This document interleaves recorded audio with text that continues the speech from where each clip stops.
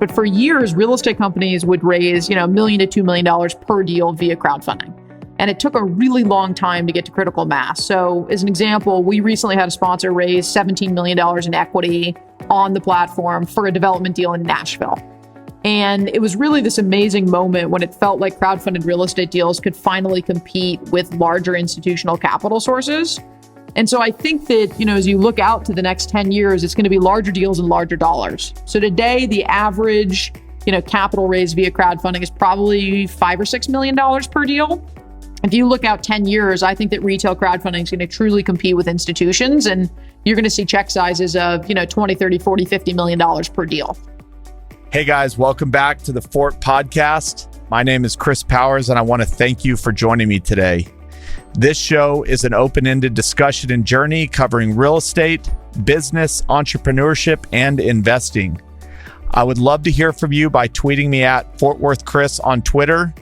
And if you've enjoyed this show, I would be super grateful if you would follow us on Apple Podcasts, Spotify, or whatever platform you listen to. And if on Apple, it would mean a lot if you'd leave a rating and review. Last but not least, you can find all these episodes on YouTube. Thank you so much again for joining me, and enjoy the show. This episode is brought to you by Fort Capital. Are you a commercial real estate investment broker or anyone out there with an off-market Class B industrial deal between $15 and $100 million? Fort Capital offers industry-leading incentives, including a bonus, the ability to co-invest, and exclusive partner trips for those that close deals with us. Join Fort Capital's Deal Incentive Program today to be eligible for these incentives and more by going to www.fortcapitalLP.com/connect. Jilliene, welcome to the show today. Thank you for joining me. Thanks for having me, Chris. Why don't we just get started with kind of your career and how that led into starting RealtyMogul? Sure. So I grew up in a very entrepreneurial family. We were the family that talked about business around the dinner table. My dad was an entrepreneur, mom was entrepreneurial. And when I graduated from business school, I knew that I wanted to go to work in sort of the money business. I told my dad, I think as a 16 or 17-year-old kid, I wanted to be in the money business. And he asked why. And I said, because I never want to deal with the hassles of inventory. My dad was in the import-export business, manufacturing in China and importing into the US and then re-exporting into, Europe and South America, and sort of had heard around those dinner table conversations all the perils of dealing with, physical inventory and physical products. So I said, money is, it can move in the ether, right? It can move in the internet digitally. So I always sort of knew that I wanted to be in the finance industry.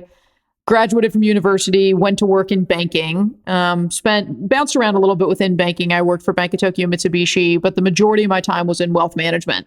And I think one of the themes that I saw working in wealth management was that our wealthiest clients either made their money in real estate or kept their money in real estate. And it was sort of this interesting insight of, real estate seems to be a really, really favorable asset class when you think over long periods of time.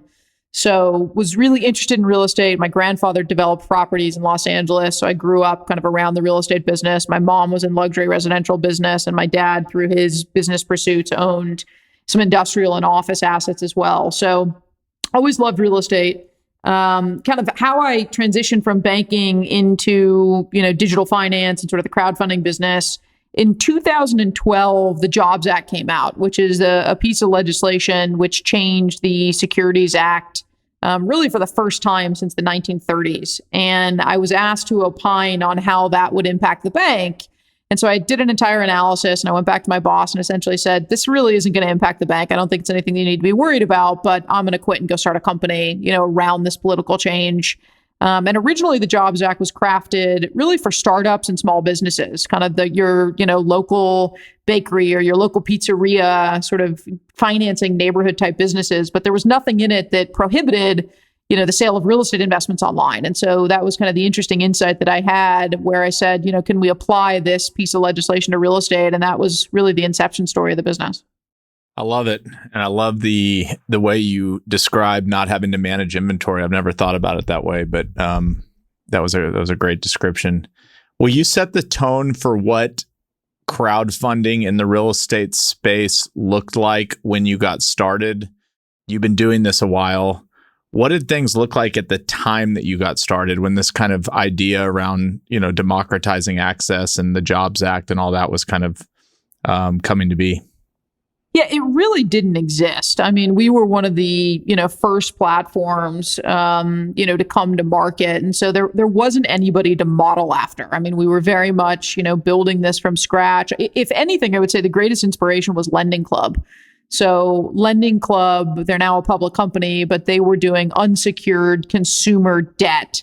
And they were selling that unsecured consumer debt online to other retail investors. And so we modeled a lot of our sort of corporate structure initially off of, some of the structures that Lending Club had used and this concept of borrower payment dependent notes that we don't have to go through in depth. But, originally that was kind of how we modeled the business. Over time, we've adapted, quite a bit as we've learned and as the markets have changed and as, the regulations have changed. But there really was nobody to look to. So the insight was, we have to build a network of investors and we want to build, a network of opportunities. So this sort of two-sided marketplaces are very challenging to build. They're not for the faint of heart. If it wasn't for my, how naive I was as a younger entrepreneur, I couldn't do it again today. I mean, I don't think I'd have the stomach for it. And thankfully, we've gotten through that critical mass component. But it really started out as like, you just got to do your first deal, right? So our first deal was $110,000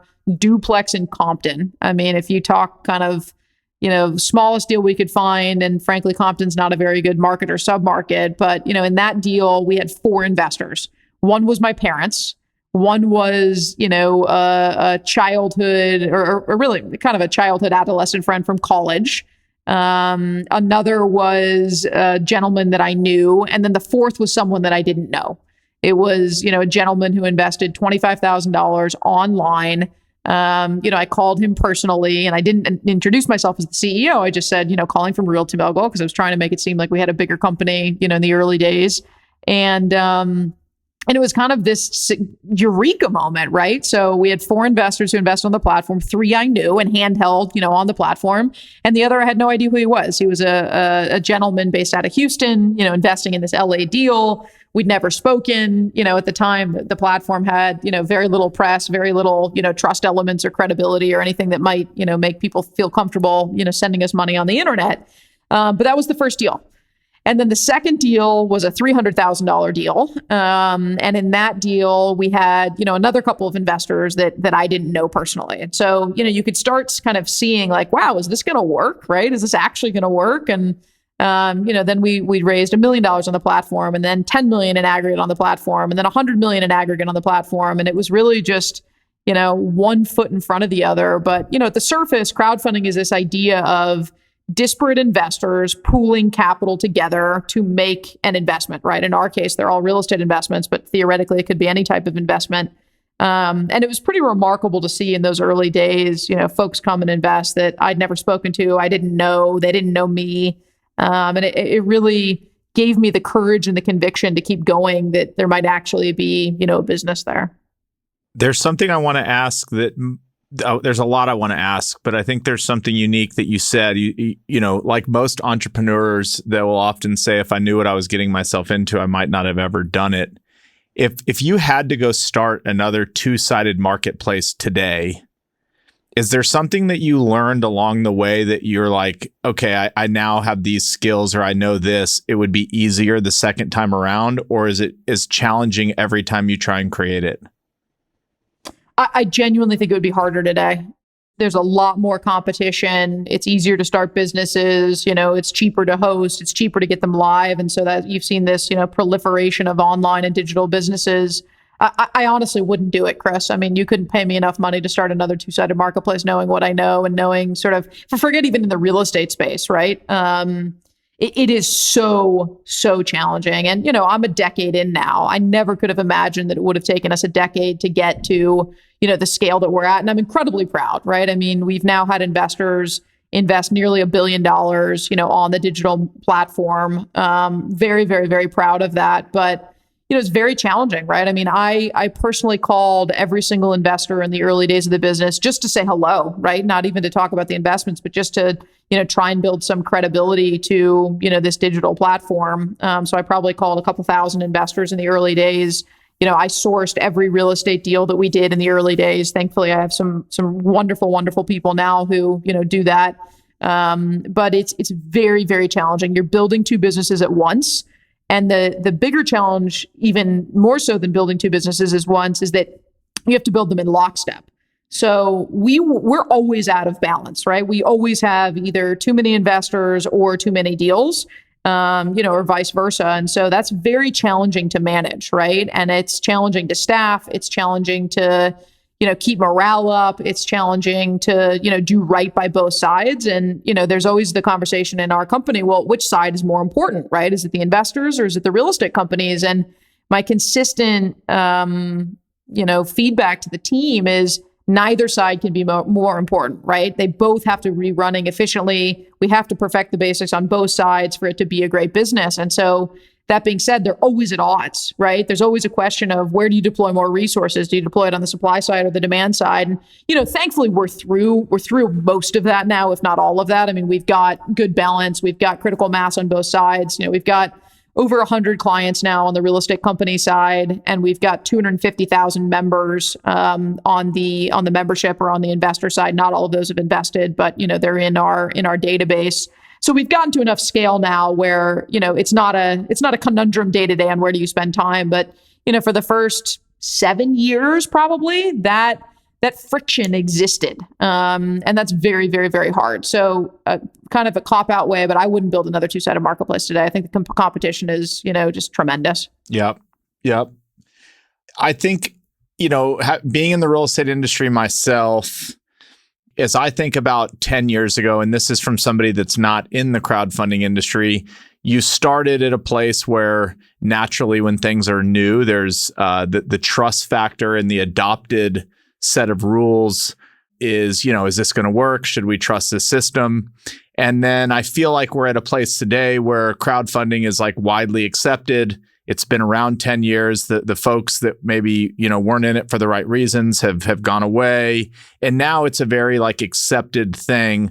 Maybe the question is, was there an inflection point that you can look back on that said, around this year or something that a critical moment in the industry happened to where crowdfunding wasn't looked at as much as this kind of crazy way to raise capital and it started becoming more mainstream and accepted as a way to do business? Yeah, I think it took about 7 years. So I would say the inflection point was about 3 years ago, call it, 2019, where just everything got easier, right? The conversations with sponsors got easier. They'd, had friends or peers who had used crowdfunding before and used, the technology platforms to raise capital for their own deals before. So those conversations got easier. Investors knew what the term crowdfunding actually meant.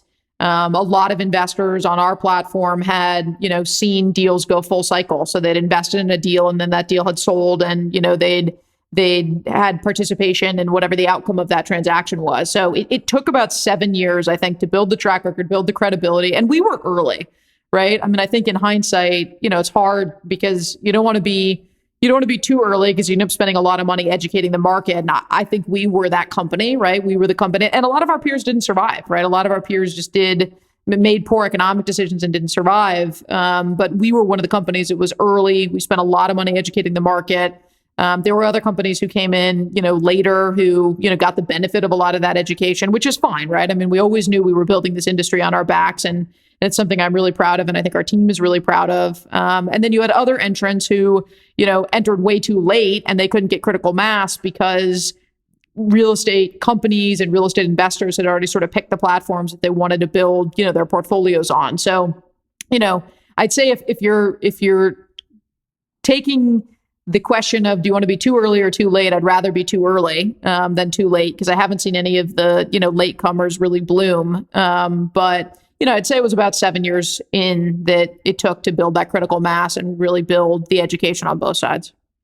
And I thought, when I started the company, I thought that would take, 2 years, right? I mean, I was super naive as to, what it would take to build, but, we're through it now and we're winning and it's a lot of fun and we've got critical mass. And, I was out to dinner last night with two clients of ours and, they said, well, share with us what's going on in the business. And I said, look, we've had investors invest nearly $1 billion in the platform. And they're shocked, right? I mean, that's a real business. That's a real, we're not a traditional private equity firm, but there's not that many private equity firms out there, minus the big behemoths, obviously, that can say, yeah, we put out, $1 billion of capital. So, yeah, that's amazing. And that $1 billion, is it pretty evenly distributed, or is it the 80-20 rule where 80% of it has come from the majority, or is it really kind of spread out amongst the crowd?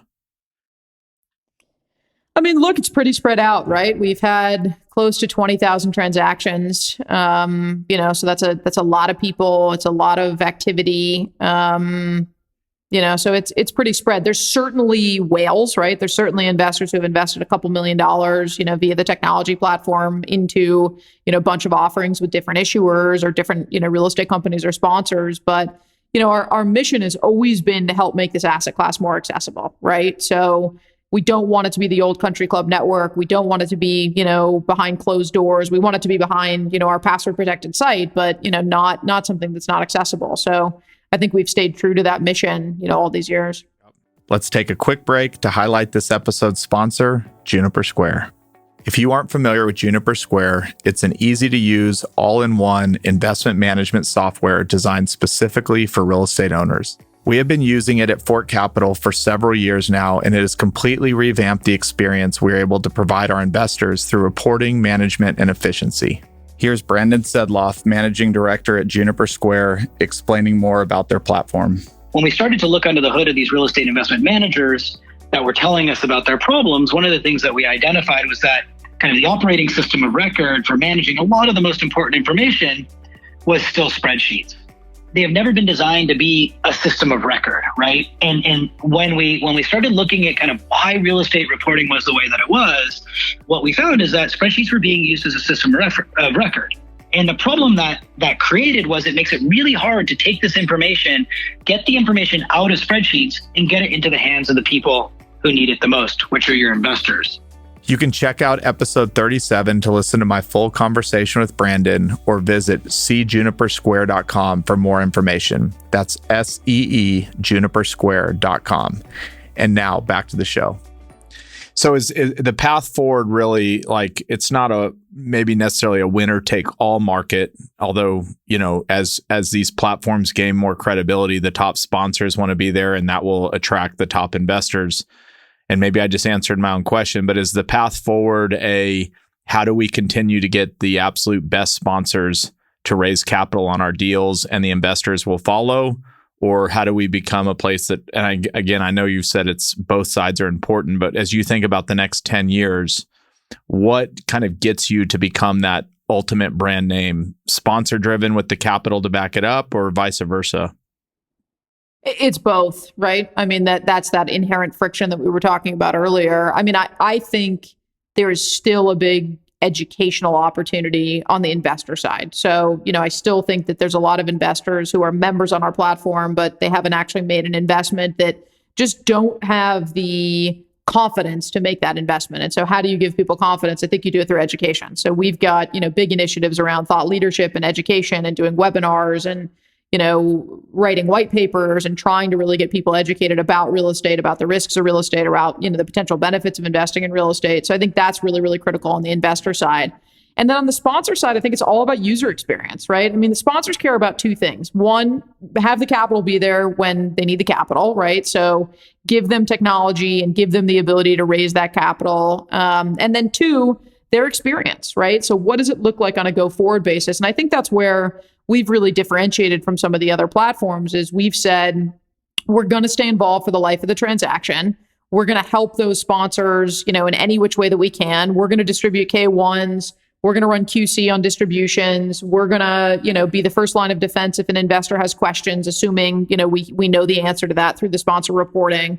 It's pretty rare when one of our investors goes direct to a sponsor, and that's not the case on other platforms. So we've had a lot of sponsors come to us and say, look, I just can't handle, having 500 investors or 1,000 investors. I'm not set up for it. I don't have the infrastructure built out for it. And through the way that we structure our deals, they don't need to, right? We've got a big asset management team. We've got a big client services team, that's trained and capable of answering those questions and, playing sort of first line of defense. So we think that at the end of the day, we've built, the winning model, but first and foremost, sponsors care that their deals can get funded, through the technology platform. So, it's using the education for investors to, give them the confidence to invest in the first place or invest more if that's, appropriate for their individual risk and reward profile, and then providing really great experience for both sides. Is there an agreement or something signed that prevents the investor? Do they sign something that says, you can't just go straight to the sponsor? Or is it like a gentleman's agreement? Like, how do y'all think about that to where the LP does go to y'all first and not to the GP first?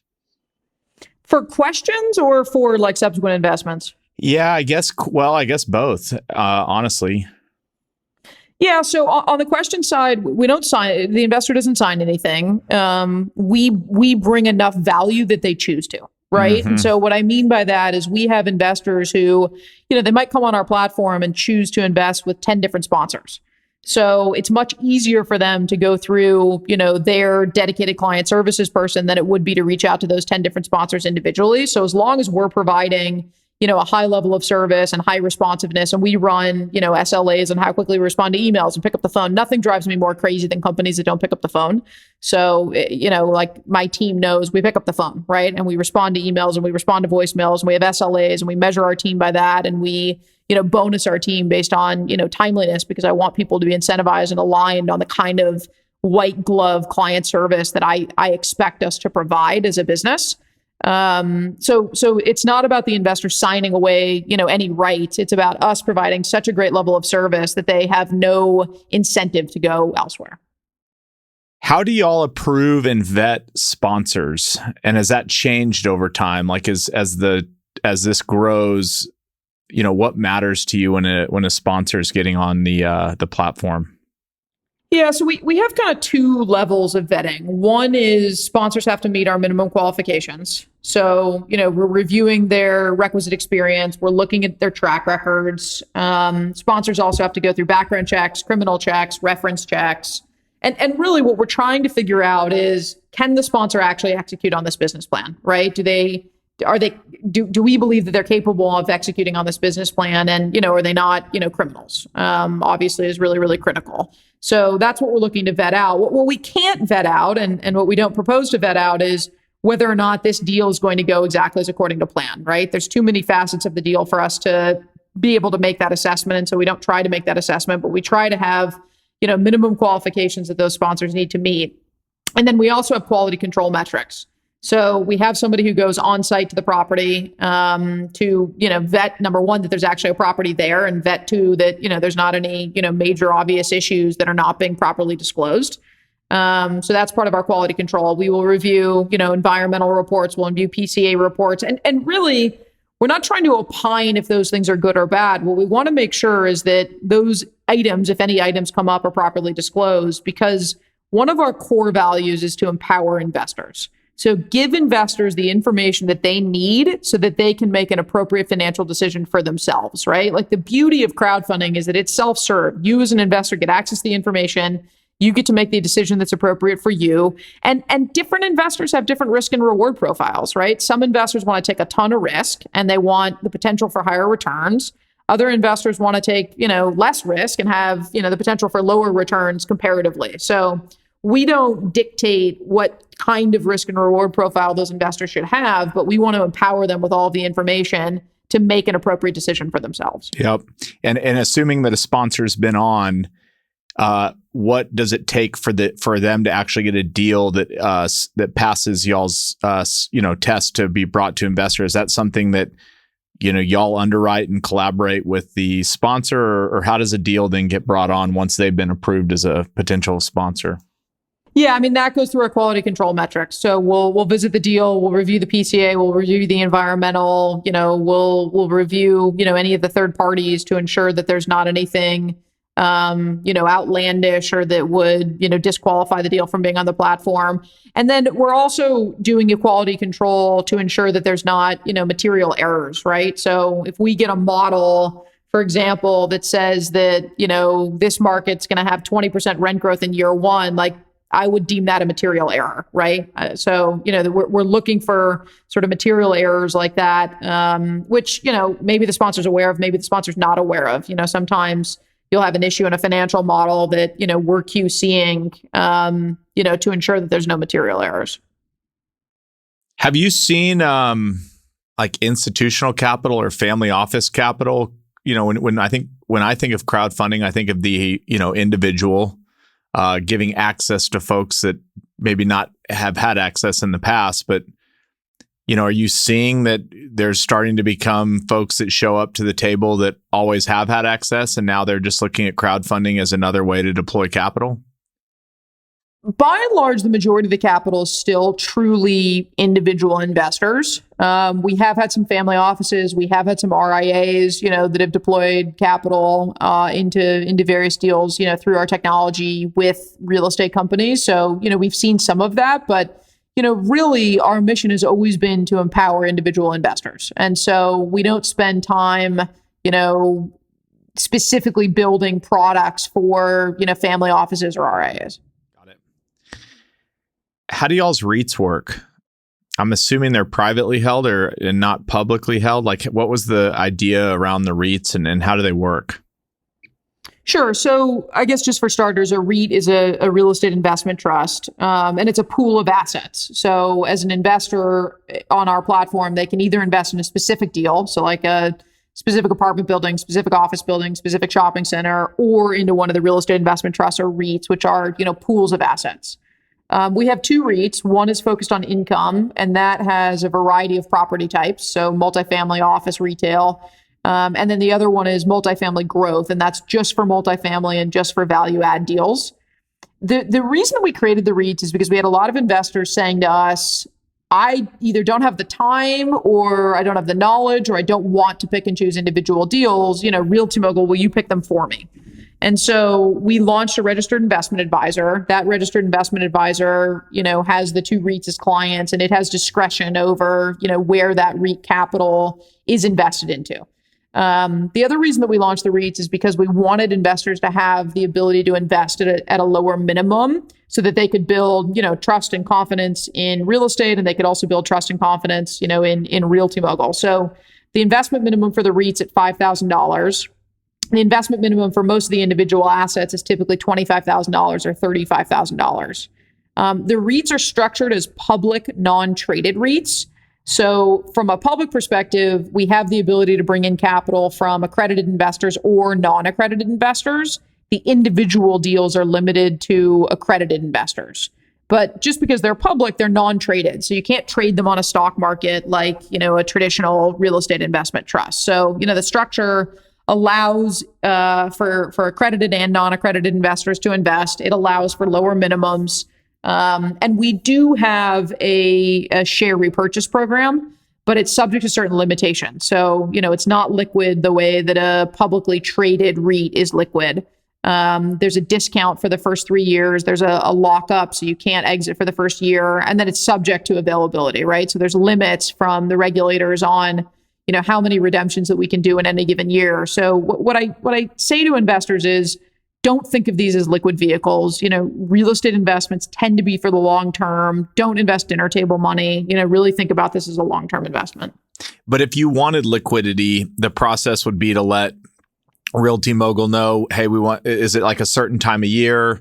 We want to have liquidity, and then y'all have a buyer pool or folks that have wanted to get into the REIT that could buy those shares at a certain time each year? The REIT actually buys them back itself. So it's quarterly. So an investor has to notice, by the end of the quarter to go into the pool of, sellers, and then subject to, availability, the REIT will actually buy those shares back directly. It's not like a secondary trading market where you've got sellers on one side and buyers on the other side. The sellers are selling back directly into the REIT. Got it. Even on the private deal side, is the push to have a more built out secondary market for LPs that want to trade in and out of LP interests? Is that something that is on y'all's radar? I know it gets talked about in the industry in general, but how do you think about kind of a secondary market, not necessarily through the REITs, but through just private deals in general? Yeah, I mean, we've talked about this a lot as a company, and historically, I don't think the primary market's been big enough. So the reason that we haven't built it is because, you need to have a robust enough primary market in order to have a really robust secondary market. And, now that we've had close to $1 billion invested on the platform or through the platform, you're starting to see the primary market get big enough. So I think that there is a world in the future where that secondary market is going to make a lot of sense. The question is, how do you get enough information to actually value those assets, right? And is it a secondary market whereby there's a fixed price, or is it a secondary market where you've got, buyers and sellers on either side, and you've got a bid and an ask, and a bid and an ask spread, sort of like what happens in the public markets? I don't know the answer to that, right? I don't know if sellers are going to have the confidence to sell if they have to value that asset themselves effectively, because it's challenging to value assets when you're not, in the real estate world sort of day in and day out. And then same on the buyer side. I mean, I would think that the buyer side would probably be more sophisticated in underwriting, real estate assets if they're going to be on the buy side, but remains to be seen. So I think you will see a secondary market over time. I think that whether it's, fixed pricing or auction type pricing remains to be seen. Can you speak at all to, one of the things that I hear get brought up, you probably have talked about it a million times, around like a capital call situation where they need to call capital, there could be hundreds of investors in your deal. One, the logistics of that, doing it at a time when people aren't expecting it, how is that thought out? And have you any experience around that? Yeah, I mean, look, I don't know that it's that different than offline syndications prior to online crowdfunding, right? So a lot of times in offline syndications or sort of country club type syndications, you would have a lot of investors as well. I think the difference is that the sponsor typically would have, personal relationships with those individuals. So they golf with them, or they play tennis with them, or they were a friend of a friend, et cetera. But I think it's from a process perspective, it's probably not that different between an offline syndication and an online syndication. Most deals are structured where they don't have mandatory capital calls, but they have a structure for member loans to come in that are senior to the equity. So in that case, the crowdfunded investor's equity would become subordinate to any member loan. Most of the member loans have interest rates between, 12 and 20%. So depending on the deal, and this is outlined in, the operating agreement or the PPM, for investors to be aware of. But that 12 to 20% member loan is, to incentivize folks to participate in the member loan. And we've seen capital calls in the past, right? So you have to keep in mind, although crowdfunding still feels relatively new, we've been around for 10 years. So in instances in the past, the crowdfunded investors either choose to contribute their pro rata capital, or the sponsor contributes, under the member loan structure, or brings in other investors under the member loan structure. So we've also had the idea, and we haven't executed on this, but we could also create, an opportunity for that real estate company to actually syndicate that capital call across other investors. So first, the investors who were in the deal, would get the first right to participate in that capital call. Then, the sponsor would have the right to participate in the capital call, pro rata. And then if there's still left over, the real estate company could actually syndicate that capital call across, the broader network, if you will. So I think there's a lot of different opportunities of how that could work. In most instances that we've seen thus far, the real estate companies had the capital on hand, it's come as a member loan, and investors have been subordinated to the member loan. All right. We're 10 years into crowdfunding. Maybe, real estate syndication has been around for a long time. Is there any kind of 2 or 3 data points or things that really stick out to you that kind of represent some of the massive tailwinds that are behind crowdfunding as people think about this, as we look to the next 10 years? Yeah, look, I think it's really looking at the average capital raised per deal for these sponsors. So, for many years, and I talk about, it sort of took us 7 years to get to a place where, there was good kind of flywheel in the business. But for years, real estate companies would raise, $1 million to $2 million per deal via crowdfunding. And it took a really long time to get to critical mass. So as an example, we recently had a sponsor raise $17 million in equity on the platform for a development deal in Nashville. And it was really this amazing moment when it felt like crowdfunded real estate deals could finally compete with larger institutional capital sources. And so I think that, as you look out to the next 10 years, it's going to be larger deals and larger dollars. So today, the average, capital raised via crowdfunding is probably $5 or $6 million per deal. If you look out 10 years, I think that retail crowdfunding is going to truly compete with institutions. And, you're going to see check sizes of, 20, 30, 40, $50 million per deal, which, again, we've gotten a pretty good critical mass today, but, you think about tripling, quadrupling the size of our database over the next couple of years, which, we're actively working on, and those average sizes are just going to continue to go up. And I think that from developers' perspective or from sponsors' perspectives, they would much rather have a consortium of retail investors than a major institution, because that consortium of retail investors is not going to require, the same controls that a traditional institution will. So, I've always believed in this industry long term. Always believed in sort of what it could be as, those larger check sizes get more realistic and more consistent. I agree with you. I hear it brought up a lot more. You said 5 to 6 million per deal. Does that mean right now? And do you guys care? Do you have to have a controlling size in the LP stack, or can you be a minority position in the LP stack? So we're typically a minority investor, or not we, I shouldn't say we. The investors who are investing, directly with the issuer or directly with the sponsor are typically going in as a minority investor. So, sponsors can use the platform how they see fit. Sometimes the investors from the RealtyMogul platform account for the majority. It might be, 90% of the deal and the sponsor's in for 10%. Sometimes those investors could be a minority, collectively in the deal, like 25% of the deal if the sponsors have their own network.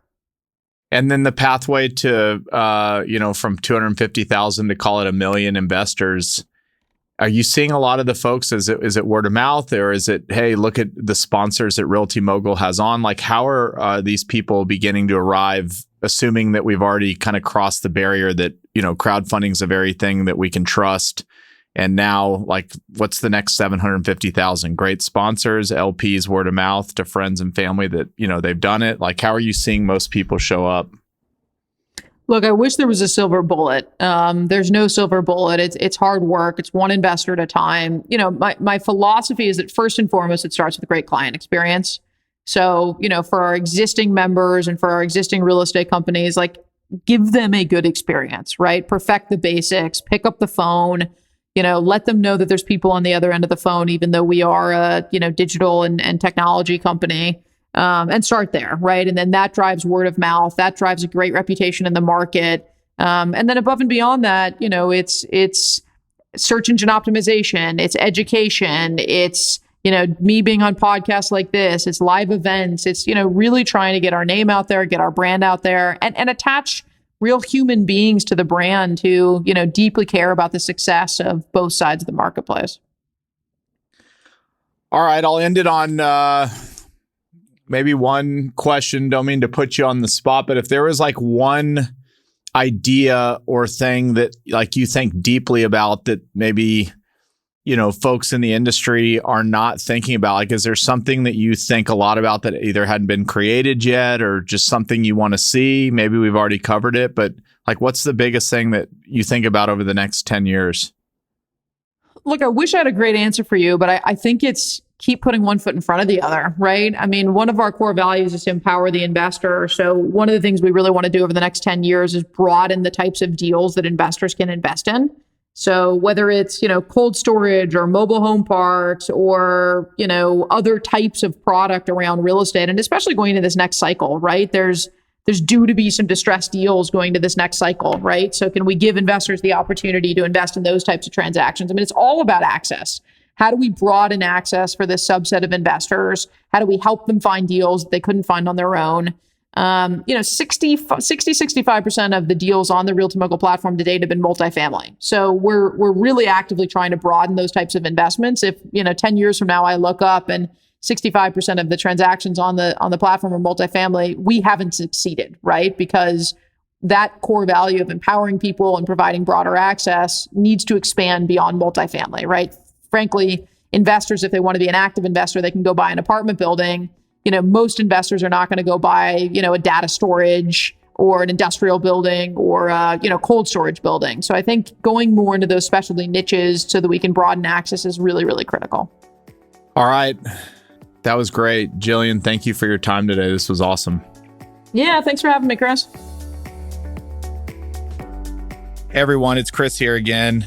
Thank you so much for joining me on this journey. If you enjoyed the show, please follow the show on Apple, Spotify, or subscribe on YouTube. Thanks again, and I'll see you on the next episode. Chris Powers is the founder and chairman of Fort Capital LP. All opinions from Chris and guests of the Fort podcast are solely their own and do not reflect the opinions of Fort Capital LP. This podcast is for informational purposes only and should not be relied upon for real estate or investment decisions. The Fort with Chris Powers is produced by Straight Up Podcasts.